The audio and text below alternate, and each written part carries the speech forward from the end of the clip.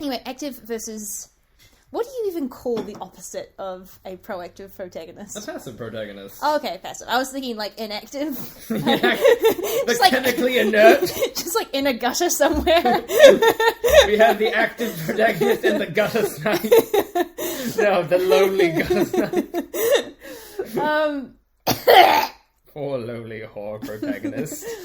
But I'm thinking... Okay, so active and inactive protagonists... It is...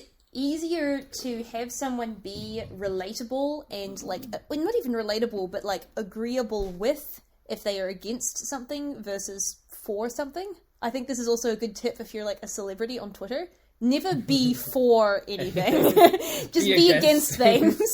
You're not for Israel or for Palestine. You are against violence. Then you're not for Black Lives Matter or Blue Lives Matter. You're just, like, against police brutality. You don't think Smurf lives matter? Well, again, like, you never... Because no one has ever said, I am for police brutality. No. That you can't... Everyone's against it. So it's, like, an easy way to get on people's side. Oh, it's so sad that that's the reality. Why must we have any mobs? Any court? So, like, when it comes to protagonists and antagonists, you can see why, like, big blockbusters generally have a inactive protagonist. I'm really enjoying this so far already. I feel like we either need to be sitting across from each other, like a podcast, on a walk, or, like, playing a game. Yeah. Like, this is really nice. It's also weird staring at a blank TV. It is. This is really fun. We should do this way more regularly. I agree. This is what I wanted to do last time. Remember when I've actually got our conversation recorded about you're right. our, like, Liliana and Jace and everyone going to Soren's wedding and, like, how they would behave. Wasn't I, like, 3 feet away and completely out of audio range? Yes, but I had the thing turned up and you can hear you. You're faint, but you can hear you. Ah, that's good. Yeah. But no, I think this is a great way to get things done. Me too. I love this. The question is, do we want to do a table, like how I imagine Gray and Brady did it on Hello Internet, or do we want to do it more Games Grump style, where you just have, like, a mindless game we're both watching while we conversate? Yeah.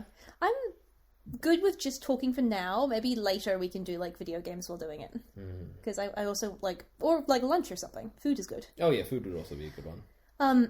But yeah, so active versus inactive protagonists. So, like, when you have examples of Harry Potter... Yes. He's not for anything. No. He's against... anti-Dark Lord. He is anti-dark wizardry and, like, I don't know, Space Hitler, whatever he's against. Vaguely pro-Snake. Pro-Snake, maybe. Wasn't that your running campaign? Vaguely pro-Snake? Not reptilian at all. And then so Harry Potter, Bella Swan, she's not for anything.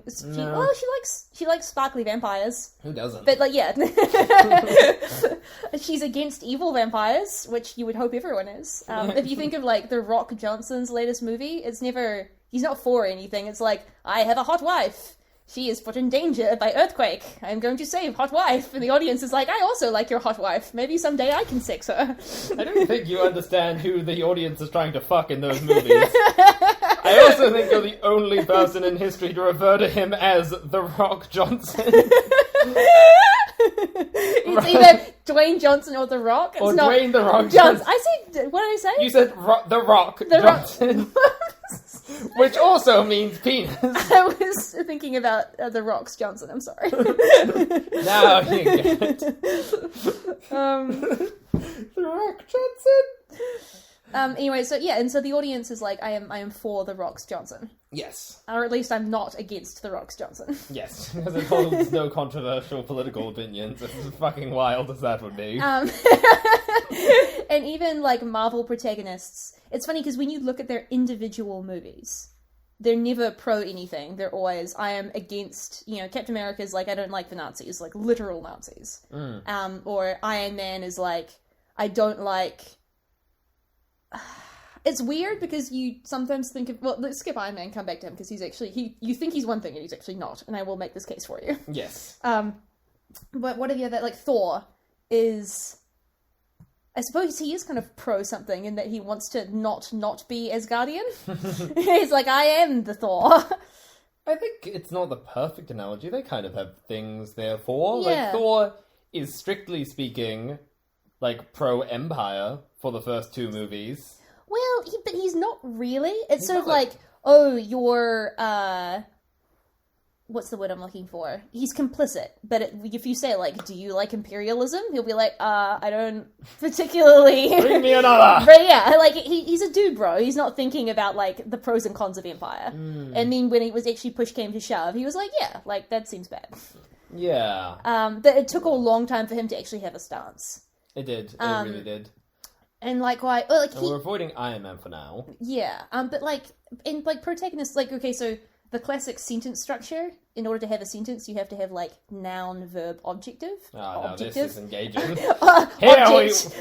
We finally got to the good shit right here. No, but it's just so, like, man, throw ball. Yeah. And likewise, like, your basic story is going to be man wants thing.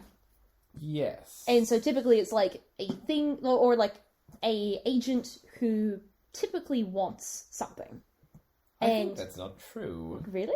Yeah, I think the point you're going to make at the end of this, in the more accurate one, is the average story structure is a man is in conflict with thing. And the rarer, more interesting structure is character wants thing, but more often it is man is in conflict with man, or self, or society. I suppose I would, because people often use the word conflict, and it's never really rung true to me. I see it more as like I actually think desire is the better way to put it. I don't think it's a desire when it's the opposite of something. Because you don't desire anti-empire. Yeah, you do not want empire. Yeah. But what you're going to fill it with, those characters are unclear.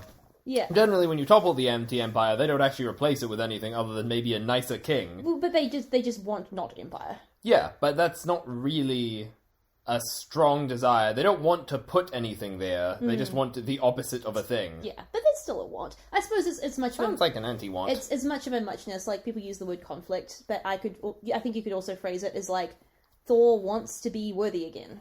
Or like Iron Man wants to not be in a cave.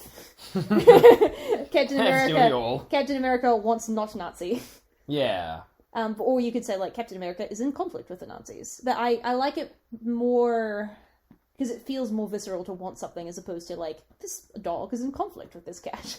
It doesn't sound like a want to me, because if you say a character has desires, it sounds like an active stance. Yeah. As opposed to what amounts to a double negative, where a character doesn't not want a thing. Yeah. Oh, but like, you know, you can really not want to be in pain kind of thing.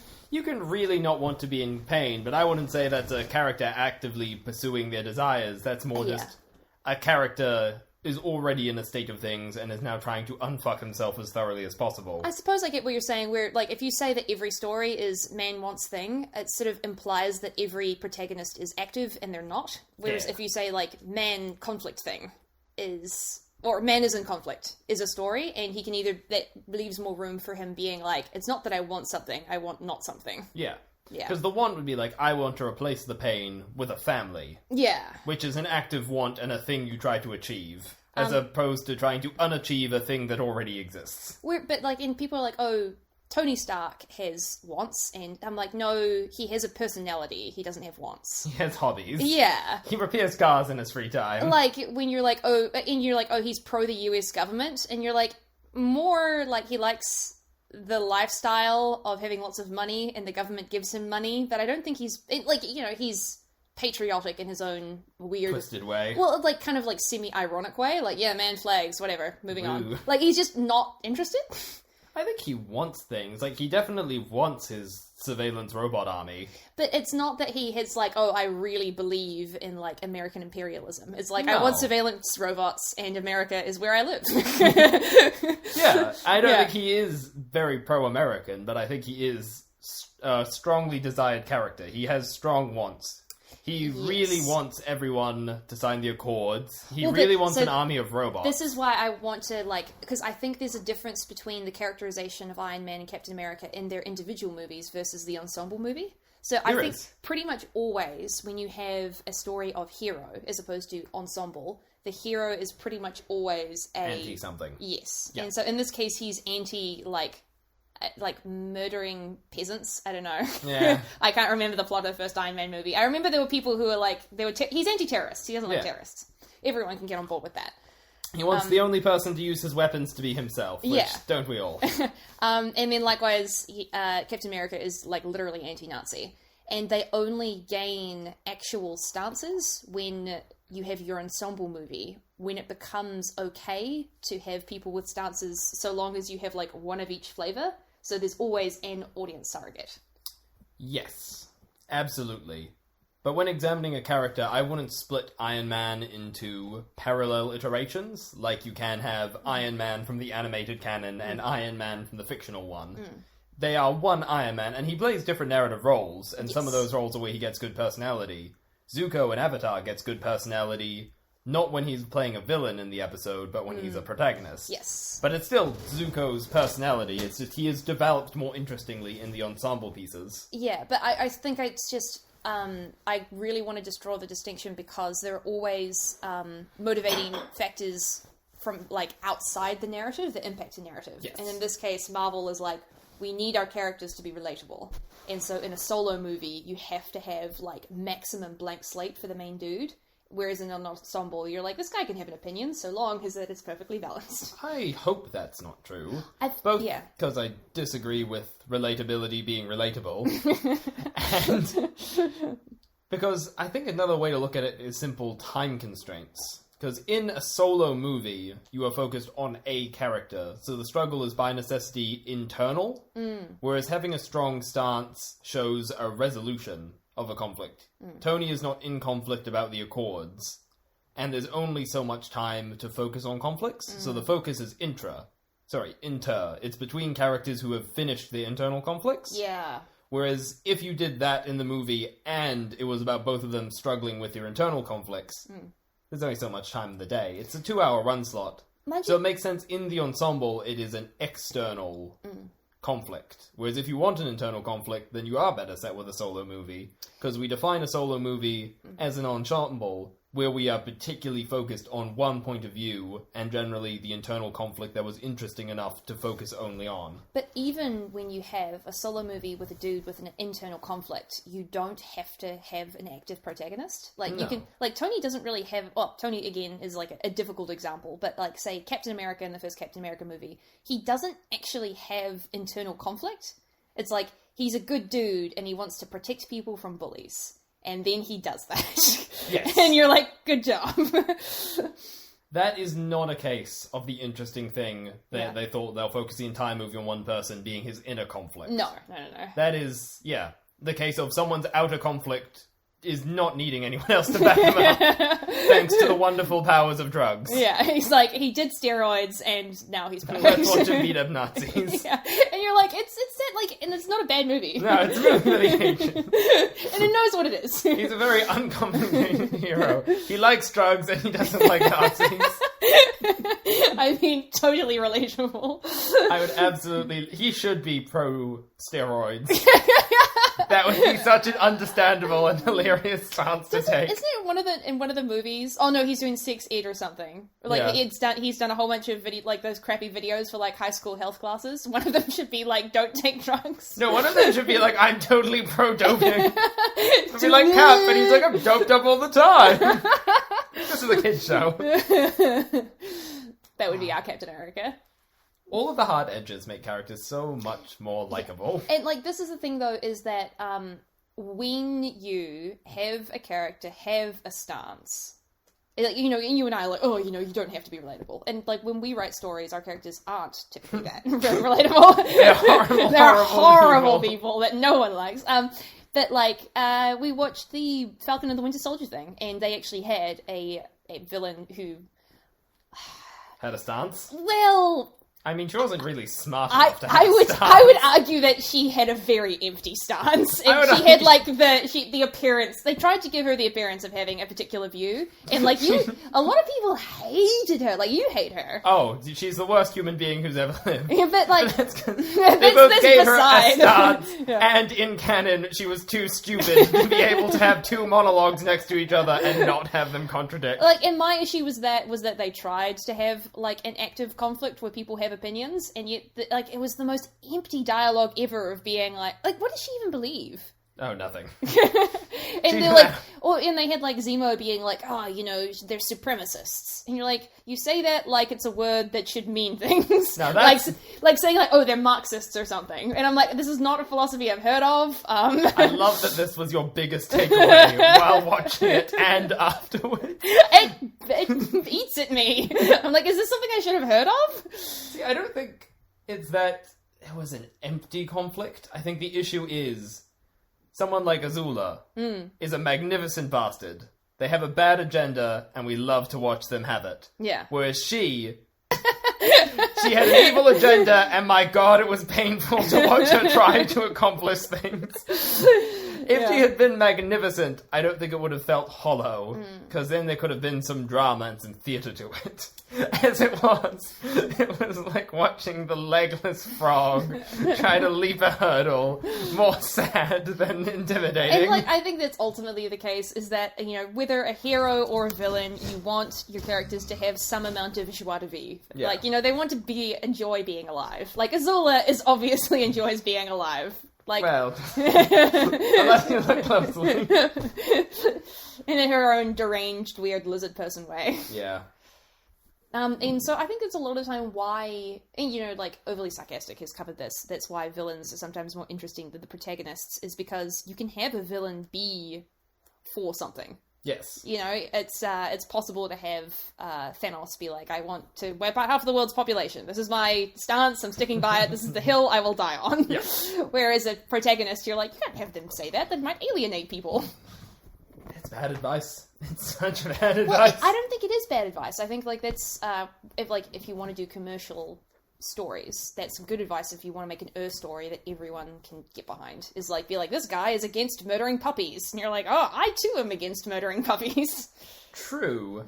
I would argue 90% of stories do not want to be the story. People rather appeal to niches, even the huge fame-seeking ones who want the biggest audience possible. Yeah. Write their stories in such a way that it is impossible for them to become the story. It's a very niche and weird thing to do, and a very technical thing to do. In which case, I think you're better suited just having good dynamics and appealing to your niche. Yeah, and like, you could absolutely, it's fine to have a either active protagonist or antagonist, with a who actually has a plan and wants to set out and achieve the plan. But that's also quite rare because it involves a lot of work on the part of the writer. Yes. Being anti-puppy is not exactly a difficult stance to think out, like, the consequences of it. The consequences are that there will be puppies. Yes, absolutely. Whereas being like, I am anti-empire, you're like, okay, well, so how do we dismantle the things that are in place? What systems are we going to put in place of that? Which is why anti-empire, in spite of being, like, a very popular stance for heroes, often leads to difficult consequences when you think for it for 2 seconds. And it doesn't hold up to close analysis. Yeah, that's part of what makes Star Wars so frustrating. We'll get there. We'll get there. We'll do that in my Homestuck episode. Every episode ends with Rachel's rant about why Star Wars is terrible. You have to edit it down. These take like 4 hours. And it always runs the risk, if you haven't thought it through enough, of becoming incredibly preachy. Even Captain America and Falcon. Oh, no, that's a different movie. Captain America and Winter Soldier. It's just the Falcon twice. In 2 different suits. He's very fast. And good at costume changes. I'd argue even the Falcon became preachy near the end. Not bad, just... I thought it was bad. Yeah, it was attempting a thing, and I appreciate his characters took strong stances, but it is very... You have to be a great orator to both adapt a strong stance and communicate it through character writing in such a way that when you get to the end of your premise, and the series is wrapping up, and you need this arc to finish for it to feel satisfying and all your loops are closed, you need people to be along for the ride. And that means communicating without loose ends, which is very hard. You can't just be a great orator, you also have to be a great thinker. Because they were like, oh, Falcon should take the controversial yet brave stance that, like, we should look after refugees. And he was like, ingenious. You have to do better, Senator. And you're like, thank God, if only in the real world we had someone to make an impassioned speech and tell the politicians to do better. What a rare and novel skill that isn't everywhere all the time, and it's deafening. And so, like, that was kind of frustrating, because you were taking a stance, and that you somehow ended up with, like, the most generic, like, Tumblr something should be done. Yeah, it really was something should be done. He came with all the rage and none of the solutions. Yeah, as opposed to, it's very hard to write, like, a Lelouch. To be like, he has a plan, he knows how to execute the plan to get his objectives. And yes, it's convoluted as hell and probably wouldn't work in the real world. But you can, like, turn off your sense of disbelief because it's like, things are happening, A good sense of style will really cover over any comparison that this is the real world. Yeah, and, like, Stormlight Archive, which is just so phenomenal. Well thought out. And, like, it has an active protagonist where Dalinar, he, like, has an actual stance. Yeah. And then he, like, actually goes about executing that stance in a very real way. Yeah. I would also argue that... As do all of the conversations about religion are all very well thought out. And all from very different points of view, and it's never preachy. Yeah. It's just two clever people having an interesting conversation. Yeah, and I think that that's when things become preachy, is when you have, like, one side that is obviously correct in a really generic way. Yeah. When you're like, I, for one, am against... forced lobotomies. And you're like, no one's arguing with you. It really did ruin the speech at the end of Falcon. It gets worse the more you think about it. And, like, I think that's... the later seasons of Grey's Anatomy get really, really bad on this. Instead of actually having characters, you have people being like, I am against... A thing. And you're like, you're not even a person, you're just a monologue. I'm not even, like, I'm not against what you're saying, it's just annoying. One does have to hate a character that represents something, and only one thing. Whereas you're right, like, when Dalinar and Yasna are discussing religion. It's very, very interesting. You're like, it's not that I disagree with either of them, both are probably correct in some way. Yeah. I would also say that George R. R. Martin is kind of the king of this. And he's also the king of cheating with this. Because, the fundamental issue with having a character that actually believes in something concrete is that you have to think through the real-world implications of it. And so George, what he does instead of thinking up this and then all the consequences, is he just steals from history and uses them. He's like... These were the consequences. Yeah, these were the consequences. And you're like, wow, this feels so realistic. And you're like, that's because it was. These were actual people who had these opinions. As he sits by the history section, sweating and warning people away. He's like, Henry II wanted to invade England. And I'm going to take that, except now he's a hot woman with dragons. And you're like, seems good. Honestly, history probably should just be all hot women. I wouldn't like it, but other people would. Incidentally, my new book is coming out in the spring. It is not the War of 1812, except Napoleon is a hot woman with dragons. God, have you ever wished World War II had more lesbians?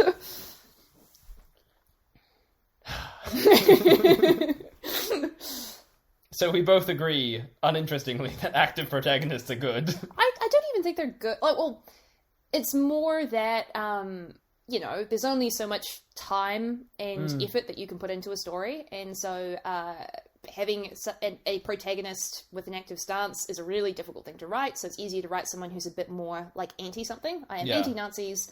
The problem is you do have to do work at some point. Because either your villain has to have an actual stance, or your hero has to have an actual stance. Otherwise, you end up with basically all of young adult, like, dystopian sci-fi, which is bland as hell protagonist goes up against evil empire / emperor / wizard. And no one has any opinions, and everyone is terrible. They're all stupid. I would partly agree. Yeah. I think that crystallized just some of it for me as to why I always hate evil mega corporation or evil empire. Evil corporation is the worst. It's like, insert antagonist here. But it is interesting when you lean into it. And you're like, what does the villain stand for? Yeah. Death. Why? They are death. The Yeah. concept. They're made of black slurry, and they talk in a deep bassitone, and they monologue, Yeah. in which case you get a lot more options, because it's not boring or bland, because you know exactly what you have. You have death, and he doesn't need a motivation. Well, but, like, you can have that, but in that case, I would argue you need to have a protagonist who has a stance. And having a protagonist who has a stance is risky, and so, which is why you typically want an ensemble. So, I think ensemble works against, like, embodiment of all that is evil, because the ensemble heroes can have conflicts between themselves. Well, acting as one super bland protagonist. Yeah, but, like, on the whole, they all, like, even out to basically, like, the average opinion of a reading. I do love the idea of you take all of the powers of your OPOC do not steal and Split break them into apart. 5 and have them like be fight with themselves. Inseparable messes of people. Um, His name is Star? no, Oh, no, wait. I didn't know how to spell Toot, and so I just called him Patrick Star. You didn't know how to spell Toot? Toot, or his last name's Ah. like Tuite. Ah. Shout out to our mate Pat. We love you, Pat. We love you, Pat Star. We don't know how to pronounce your last name. I'm gonna say Tut. Tut. Patrick Tut. Tut Tut. But yeah, so I think, like, you want to have... I think it's a risk to have, like, embodiment of all that is evil be the antagonist against a inactive protagonist. A singular inactive protagonist? Yes, but it's fine against, I mean, like Lord of the Rings. It's, you know, ensemble versus evil emperor. And I think that's partly the reason that Harry Potter works as well as it does, is that even though Voldemort is, like, embodiment of all that is evil, like, you have Harry, but it's more about the ensemble cast. Like, whenever you look at fan fiction, it's never actually, like, about Harry. It's about, like, the world and all of the characters. And most of the time, it's actually about the Marauders. You're absolutely right. In all of the great monoliths of big baddydom, it's always a versus an ensemble. Yeah. Lord of the Rings, Wheel of Time, Stormlight. Even Star Wars is a great example. Yeah. It's good when it's the ensemble versus the uninteresting Yes, evil monolith. and when sucks. it's just Luke, Yeah. it's so bad. And which I think that was a big mistake, actually, because everyone sort of is like, oh, you know, A New Hope, oh my god, amazing, such a good movie. Empire Strikes Back, oh my god, genius filmmaking. Return of the Jedi. And I think part of the reason is that they split up the ensemble, and because, like, Luke versus Vader isn't actually that interesting, and suddenly they're like, oh, they have a connection, and they're like, have, you know, a conflicting point of views, and you're like, do they? I didn't know Vader had a personality. Yeah, I didn't know Luke had a personality other than vaguely incestuous. And then, whereas it was interesting when it was like, you know, the handsome rogue and the princess and the knight versus the evil. And, like, the best parts of A New Hope were them, like, bickering and conflicting with each other. It was the best part. It's hilarious rewatching it. Like, wow, these guys hate each other. And the old gnarled wizard, and then Yeah. the other old gnarled wizard. And they decided at the last minute to, like, break up the fellowship, and it became kind of boring. Yeah, like the actual fellowship. Like the actual fellowship, it was much more interesting when they were a group. It was an interesting choice to split them all up. Yeah, it was. Admittedly, it still works with, like, you know, most of the group. Gandalf, Gimli, Aragorn are all still an ensemble. And They're actually- more of a four-man band. Whereas, like, when you're reading the books, I actually skipped a lot of the Frodo and Sam bits on reread, because I was like, oh, this is so boring! It's basically like Frodo, like, oh, my life is so hard, and Sam being like, I know, Frodo, I know. It's true. Frodo, Gollum, and Sam are like a five-man band, but they're missing two men, and everyone else is the heart. Yeah! And they're all just whinging. It's a really good way to put it. Really, I'd count Gollum as two hearts. And Yeah, where you still have a complete arc of strong guy, smart guy, Lancer. yeah. Probably, it's basically everyone but the heart. And the heart rest- goes off. Yeah, Lord of the Rings is like, the heart goes off and kind of does his own thing, and everyone else kind of realizes that they didn't actually need the heart at all. It's like Gimli's a strong guy, the smart guy's Gandalf. Yeah. Aragorn is definitely the leader. leader. And then Lancer's probably Legolas. It's weird, because they kind of killed the Lancer. Yeah, they Like, killed the Lancer. I would argue that Boromir is the Lancer, and things do get a lot less interesting once he's dead. Really? I always found his parts kind of boring. I enjoyed it, because it was like conflict, you know? Whereas when he left... Yeah, this conflict wasn't interesting. And when he left, like, Gimli, Legolas, and Aragorn aren't actually that interesting a group, because they don't really have a They're dynamic. But they're good with Gandalf. And They they're like are- doing things. But that's because they're kind of in conflict with Gandalf, where Gandalf is like, I'm an inscrutable wizard, you should do the thing. And they're like, Gandalf, we don't want to do the thing. Also, we think that, you never tell us anything, and sometimes you tell us to do things that aren't good for us. And he's like, yes, yes. Crap, they're onto me. I'm going to the bathroom. They do work better as a four-man band. I would argue that the heart is definitely Sam. Oh, yeah, but Sam's the worst. Sam's heart. He's great. In the end, I just don't like the heart most of the time. You love the heart in many stories. What about Aang?